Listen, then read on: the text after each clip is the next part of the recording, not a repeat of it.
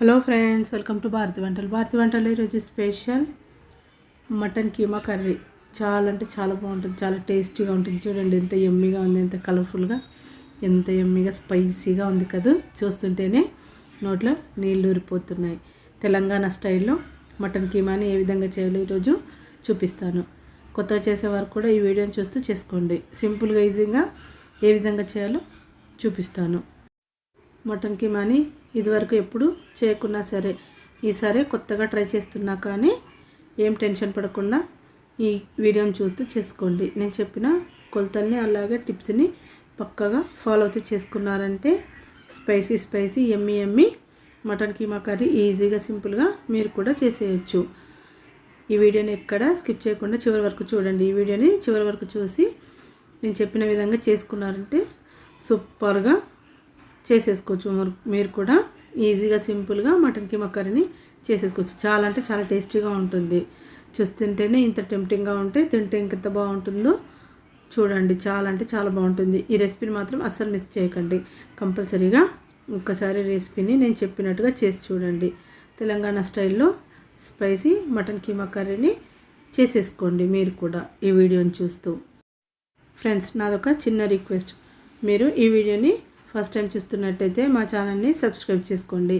Quick and easy recipes కోసం Bharati వంటల్ని subscribe చేసుకోండి. Subscribe చేసుకున్నాక పక్కనున్న బెల్ ఐకాన్ని క్లిక్ చేసేయండి. బెల్ ఐకాన్ని క్లిక్ చేయడం వల్ల మేము పోస్ట్ చేసే ఏ రెసిపీ కూడా మీరు మిస్ కాకుండా వెంటనే మీకు నోటిఫికేషన్స్ ద్వారా వచ్చేస్తుంది. అలాగే మీ ఫ్రెండ్స్ కానీ రిలేటివ్స్ కానీ షేర్ చేయండి. ఈ వీడియో కనుక మీకు నచ్చినట్టయితే ఒక్కసారి రెసిపీని ట్రై చేయండి. ఈ రెసిపీని ట్రై చేసి చూసాక ఈ రెసిపీ ఎలా వచ్చిందో మీ ఫీడ్బ్యాక్ని కామెంట్ సెక్షన్లో షేర్ చేయడం మాత్రం మర్చిపోకండి.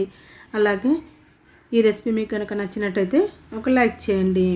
మరెందుకు ఆలస్యం, ఈజీగా సింపుల్గా మటన్ కీమా కర్రీని తెలంగాణ స్టైల్లో ఏ విధంగా చేయాలో చూసేద్దామా. మరి ముందుగా ఇలా కీమాని తీసుకురండి. మటన్ కీమాని తీసుకొచ్చి శుభ్రంగా కడిగేసుకోండి.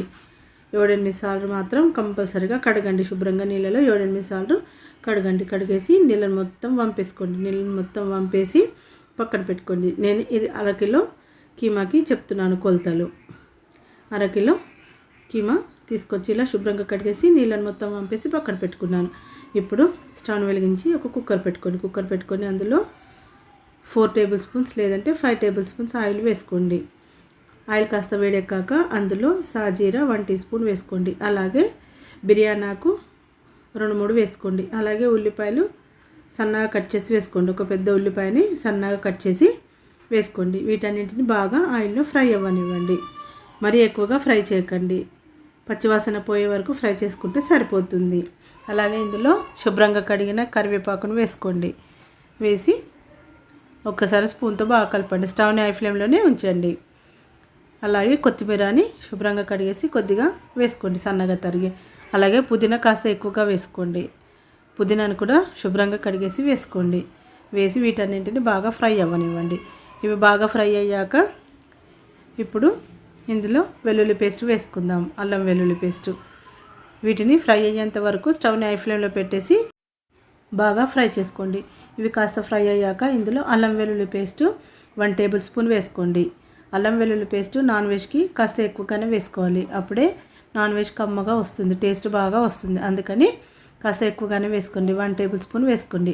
1/2 కేజీ కీమాకి 1 టేబుల్ స్పూన్ అల్లం వెల్లుల్లి పేస్ట్ వేసుకోండి, సరిపోతుంది. అల్లం వెల్లుల్లి పేస్ట్ కూడా బాగా వేగే వరకు ఆయిల్లో ఇలా బాగా కలుపుకొని వేయించుకోండి. అలాగే పసుపు 1 టీ స్పూన్ వేసుకోండి. ఇది కూడా బాగా వేగే వరకు స్పూన్తో బాగా కలుపుకోండి. ఇలా వీటన్నింటిని బాగా వేయించుకున్నాక మనము శుభ్రంగా కడిగి నీళ్ళు మొత్తం వంపేసి పక్కన పెట్టుకున్న కీమాని వేసేసుకోండి.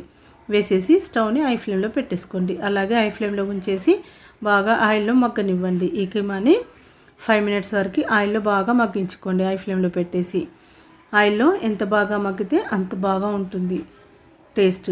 అందుకని ఇలా బాగా ఫ్రై చేసుకోండి ఆయిల్లో. ఇలా బాగా ఫ్రై అయ్యాక ఇందులో ఇప్పుడు ఉప్పు వేసుకుందాం. 1 టీ స్పూన్ ఉప్పు వేయండి, ఎక్కువగా వేయకండి. ముందుగా 1 టీ స్పూన్ వేసుకున్నామంటే ఈ ఉప్పు ఈ కీమాకి పట్టి కీమా టేస్టీగా వస్తుంది. చప్పగా ఉండకుండా కీమా టేస్టీగా వస్తుంది. ఇలా ఉప్పు వేసి ఒకసారి బాగా కలిపేసుకోండి. బాగా కలిపేసి 2-3 నిమిషాల వరకు మళ్ళీ బాగా ఆయిల్లో మగ్గించుకోండి. ఇప్పుడు టమాటాలని చిన్న ముక్కలా కట్ చేసి వేసుకుందాం. 3 మీడియం సైజ్ టమాటాలని చిన్న ముక్కలా కట్ చేసేసి వేసుకోండి. వేసి ఒకసారి స్పూన్తో బాగా కలిపేసుకోండి. బాగా కలిపేసి ఒక 5 మినిట్స్ వరకు ఆయిల్లో వేగనివ్వండి. ఆయిల్లో బాగా వేగాక ఒక 5 మినిట్స్ వరకు వేగాక అందులో ధనియాల పొడి 1.5 టీ స్పూన్ వేసుకోండి. అలాగే జీలకర్ర పొడి 1/2 టీ స్పూన్ వేసుకోండి. గరం మసాలా 1/2 టీ స్పూన్ వేసుకోండి, సరిపోతుంది. వీటన్నింటిని మసాలాలన్నింటినీ వేసాక ఒకసారి స్పూన్తో బాగా కలిపేసి మళ్ళీ ఒక 5 మినిట్స్ వరకు ఆయిల్లో వేగనివ్వండి. ఆయిల్లో కాస్త ఫ్రై అయ్యాక ఉప్పు కారం వేసుకుందాము.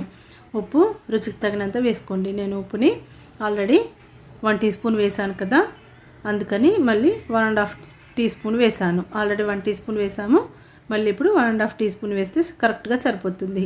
అలాగే కారం 1 టేబుల్ స్పూన్ వేసుకోండి, కరెక్ట్గా సరిపోతుంది. వీటన్నిటిని బాగా కలిపేసుకోండి స్పూన్తో. ఇలా బాగా కలిపేసి స్టవ్ని హై ఫ్లేమ్లో పెట్టేసి బాగా మగ్గించుకోండి. ఆయిల్లో బాగా మగ్గించుకున్నాక కాస్త కొత్తిమీరని వేసుకోండి. 5 మినిట్స్ వరకు ఆయిల్లో బాగా మగ్గనివ్వండి. ఆయిల్లో బాగా మగ్గాక 5 మినిట్స్ వరకు బాగా మగ్గాక ఇందులో నీళ్ళని పోసేద్దాము. మనం నీళ్ళు తాగే గ్లాస్ ఉంటుంది కదా, ఆ గ్లాస్తో 1 గ్లాస్ పోయండి, కరెక్ట్గా సరిపోతుంది. మరి ఎక్కువగా పోయకండి, కీమాకి అవసరం ఉండదు ఎక్కువగా. అందుకని 1 గ్లాస్ పోసుకుంటే సరిపోతుంది. నీళ్ళు పోసి ఒకసారి బాగా కలిపేసి మూత పెట్టేసేయండి. కుక్కర్ మూత పెట్టేసి విజిల్ పెట్టేసుకోండి. విజిల్ 2 విజిల్ వచ్చే వరకు మాత్రం స్టవ్ని హై ఫ్లేమ్లో పెట్టేసుకోండి. స్టవ్ని హై ఫ్లేమ్లో పెట్టేసి 2 విజిల్ వచ్చాక స్టవ్ని సిమ్లో పెట్టేసి 20 మినిట్స్ వరకు ఉడికించుకోండి. కరెక్ట్గా 20 మినిట్స్ ఉడికిందంటే సరిపోతుంది. చూడండి, 20 మినిట్స్ తర్వాత స్టవ్ని ఆఫ్ చేసేసి విజిల్ తీసేసి మూత తీసేసి చూడండి, సూపర్గా ఉడికిపోయింది. చూడండి, కీమా కరెక్ట్గా వచ్చింది. చూడండి, ఇలా ఉండాలి కరెక్ట్గా. ఈ కన్సిస్టెన్సీలో ఉంటే సూపర్ టేస్టీగా ఉంటుంది. మరి పలుచగా చేసుకున్నా బాగుండదు. ఇప్పుడు వేడిగా ఉన్న ఈ కర్రీని ఒక బౌల్లోకి సర్వ్ చేసుకుందాము. ఒక బౌల్లోకి సర్వ్ చేసుకొని వేడి అన్నంలోకి వేసుకొని తింటే సూపర్గా ఉంటుంది. చూడండి ఎంత యమ్మీగా ఉందో, ఎంత కలర్ఫుల్గా ఉందో. ఈ కర్రీని చపాతీతో కానీ నాన్తో కానీ తిన్నామంటే సూపర్గా ఉంటుంది. ఎంత టేస్టీగా ఉంటుందంటే అసలు చెప్పలేని మాటలు. ఒక్కసారి మాత్రం ఇలా ట్రై చేసి చూడండి. రైస్లోకి కూడా చాలా బాగుంటుంది, కాకపోతే చపాతీ నాన్లోకి మాత్రం ఎక్సలెంట్గా ఉంటుంది. చాలా అంటే చాలా బాగుంటుంది. నోరు రుచిగా లేని వాళ్ళకి ఇలా మనము మటన్ కీమా చేసి పెట్టామంటే చాలా బాగుంటుంది. వాళ్ళు ఇష్టంగా తింటారు. నోరు రుచి లేని వాళ్ళకి కూడా ఈ కీమా చేసి పెట్టామంటే చాలా ఇష్టంగా తింటారు. కాబట్టి ఇలా వారానికి ఒక్కసారైనా ఇలా కీమా తెచ్చుకొని తినండి. చాలా అంటే చాలా బాగుంటుంది. కీమా తెచ్చుకొని నేను చెప్పిన విధంగా చేసుకొని తినండి, సూపర్గా ఉంటుంది. కొత్తగా చేసేవారు కూడా ఈ వీడియో చూసి చేసుకున్నారంటే కీమాని పర్ఫెక్ట్గా చేసేస్తారు. మీరు కూడా ఇలా కీమాని చేసేసి మీ ఇంట్లో వాళ్ళకి పెట్టేశారంటే మిమ్మల్ని అప్రిషియేట్ చేయకుండా ఉండలేరు, అంత బాగుంటుంది. నేను చెప్పిన టిప్స్ని అలా కొలతల్ని మాత్రం ఫాలో అవ్వండి. పక్కాగా నేను చెప్పినట్టుగా చేసుకున్నారంటే Telangana style keema curry ready అయిపోతుంది. చాలా అంటే చాలా టేస్టీగా ఉంటుంది.